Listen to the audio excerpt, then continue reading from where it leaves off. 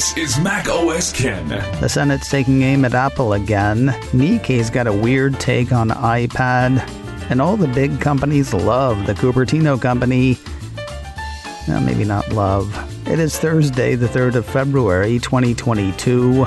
I'm Ken Ray, and this is news from Mac OS Ken, brought to you by yours truly and sponsored by Notion. One workspace for your whole team. Learn more and get started for free at notion.so.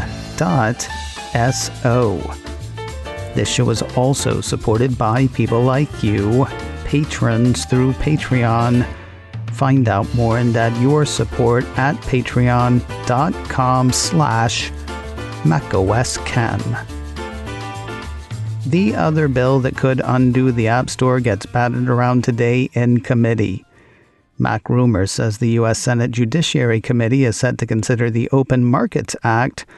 That's the one that, according to a piece last month from 9 to 5 Mac, would mandate that competing app stores would be allowed on iPhones and Android phones. Consumers would choose which App Store app to download. Consumers would choose their default apps, and Apple and Google would not be allowed to do anything to give their own app stores an advantage. Well, that sounds like sideloading to Apple, and Apple is agin it. In a letter sent to the committee ahead of today's consideration, Apple's head of government affairs in the Americas, Tim Powderly, likened sideloading to the end of days. But not really. Rather, Mac Rumors had him arguing sideloading would enable bad actors to evade Apple's privacy and security protections by distributing apps without critical privacy and security checks. These provisions would allow malware, scams, and data exploitation to proliferate. He also said that Apple is deeply concerned that the legislation in its current form would also make it easier for big social media platforms to avoid the pro-consumer practices of Apple's App Store. Mac Rumors figures the Open Markets Act will get out of committee as easily as the American Innovation and Choice Online Act did last month. How the full Senate will handle it, or whether it even will, is another matter entirely. Ahead of Apple's first quarter fiscal year 2022 earnings call, that would be the quarter covering the holidays, we all sort of assumed that Apple had sacrificed iPad sales to make sure it had enough iPhones to go around. While Apple CEO Tim Cook did say that there may have been a tiny bit of that happening, the real reason iPad sales slipped last quarter was because of component shortages, specifically not enough legacy nodes. The Japanese business site Nikkei seems to think that Cook either doesn't know what he's talking about or is lying. At least that's the impression one gets when one sees the headline, "iPad deliveries remain squeezed as Apple prioritizes iPhones." What's funny is they even quote a guy who indicates it is the component shortage that's slowing iPad shipments. Wayne Lamb, Senior Director of Research at CCS Insight, says, since iPads have greater than 8-inch displays, they need a lot of display drivers, and unfortunately, display drivers are produced at legacy process nodes, which is at the core of the semiconductor supply crunch.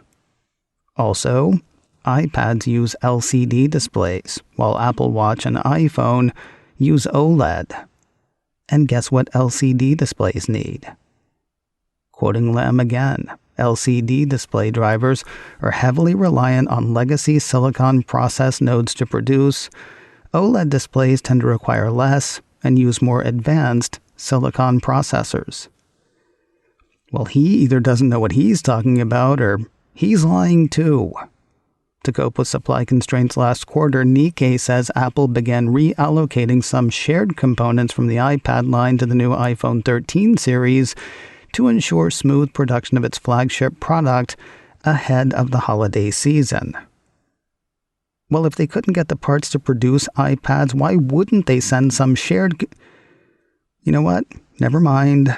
It's still taking quite a while to get new iPads in many cases.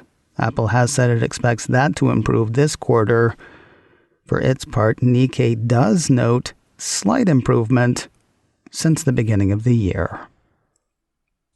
Apple's socially distanced shareholders meeting is about a month away, and Apple would like shareholders to fall in line. Apple Insider says the Cupertino company is asking shareholders en masse to vote no on a few shareholder proposals. According to the piece, the board recommends voting no on a motion that Apple amend its articles of incorporation to become a social purpose corporation, a shareholder transparency proposal asking for clearer explanations of app removals from the App Store in response to government requests, the creation of a report detailing how Apple protects workers in its supply chain, a proposal to create a pay equity report, a proposal requesting a civil rights and diversity audit of Apple, and a proposal seeking the preparation of a report on concealment clauses, which make it difficult to discuss workplace conditions. It's not no, no, no all the time, though. The piece says it would be cool with Apple if shareholders would greenlight the nominated board of directors. It would also be swell if they'd go ahead and approve the nomination of Ernst & Young as Apple's independent registered accounting firm. The meeting is set for 1 month from tomorrow, Friday, the 4th of March at 9 a.m. Pacific. Shareholders have until the night before, Thursday, the 3rd of March at 8:59 p.m. Pacific, to cast their votes. More news in a moment, but first a word from Notion. One workspace for your whole team. Nimble and quick. Words that for most of us have gone together since childhood. We say the words and don't even think about them, but nimble and quick is exactly what you want your business to be. Notion can help. For companies of all sizes, Notion provides one central and customizable workspace that can be tailored to fit any team and bring them all together to get more done and move faster. You know, nimble and quick. Notion is an all-in-one team collaboration tool that combines note-taking, document sharing, wikis, project management, and much more into one space that is simple, powerful, and beautifully designed.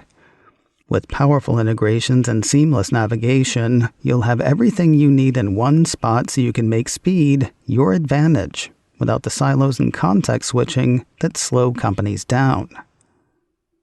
If only I knew 2 words to describe it. Learn more and get started for free at notion.so. You can check it out on your own and invite as many folks as you want to see how it works. Take the first step toward an organized, happy team today, again, at notion.so.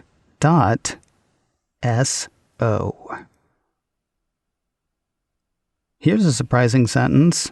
South by Southwest is going live again this year, as in person. A piece from 9 to 5 Mac says following 2 years of going online only because of COVID-19, the South by Southwest Film Festival returns to an in-person event this year, running from the 11th of March through the 20th. Point of interest, you might say, but why lump that in with Apple news? Because Apple is going to be there. Well, Apple TV Plus is going to be there. The Cupertino streamer will use the Austin, Texas festival to launch 3 new series: the Elizabeth Moss thriller Shining Girls, the Jared Leto Anne Hathaway limited series We Crashed, and an untitled docuseries about Magic Johnson. The We Crashed festival premiere will crash right into that series' streaming premiere. It is set to start on Apple TV Plus on the 18th of March. No word on release dates for the other 2 shows. Apple TV Plus is on the tic-tac. Apple Insider says the streaming service has hit the bite-sized video platform TikTok with a marketing campaign to promote the After Party. According to a description from iDownload blog, the After Party is a murder mystery comedy set at a high school reunion after party. Each of the 8 episodes features a retelling of the same night told through a different character's perspective, each with its own unique visual format and film genre to match the teller's personality.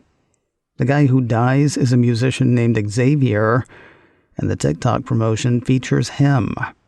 According to Apple Insider, the now active at Apple TV Plus account on TikTok has begun promoting a hashtag duet challenge, where TikTok members use the duet feature to fill in blank lyrics in the comedic music video.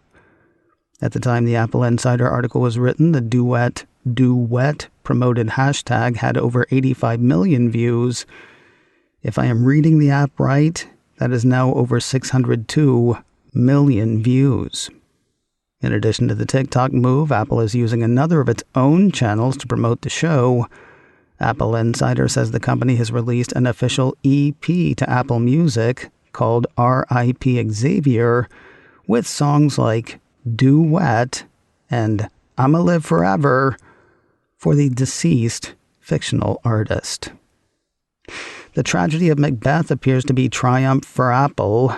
Cult of Mac has new numbers from streaming tracker JustWatch that show the film as the third most watched movie on all streaming services in the US during January.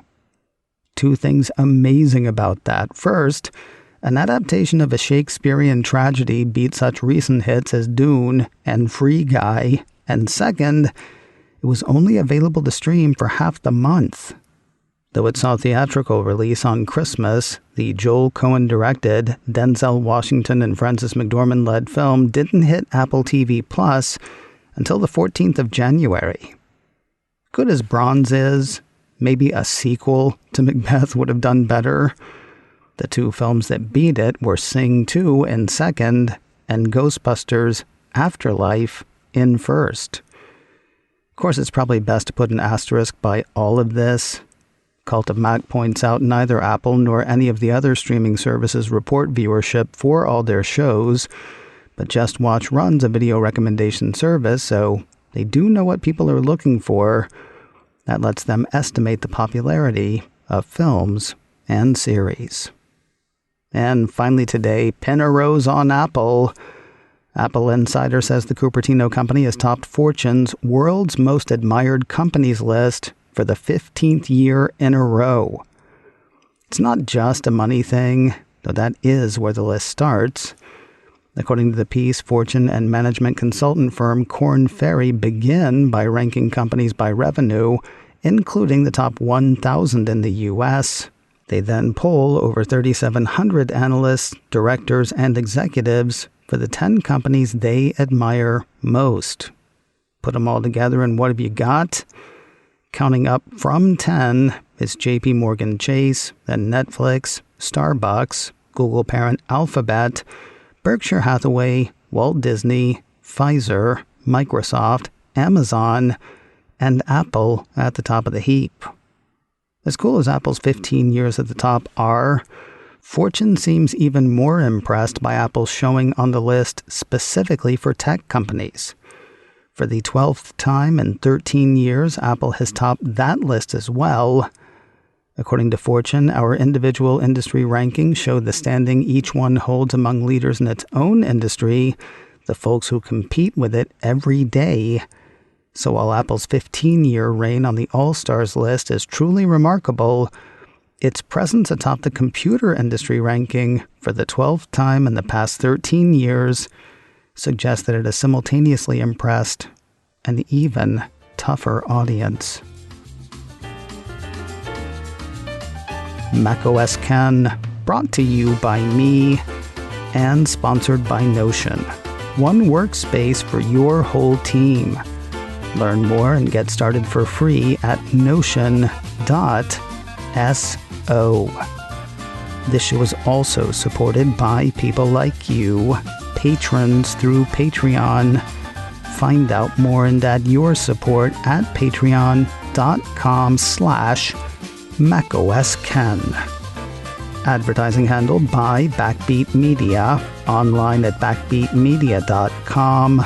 You can reach me a couple of ways. info@macosken.com or call 716-780-4080. Until next time, that is news from macOS Ken. I'm Ken Ray.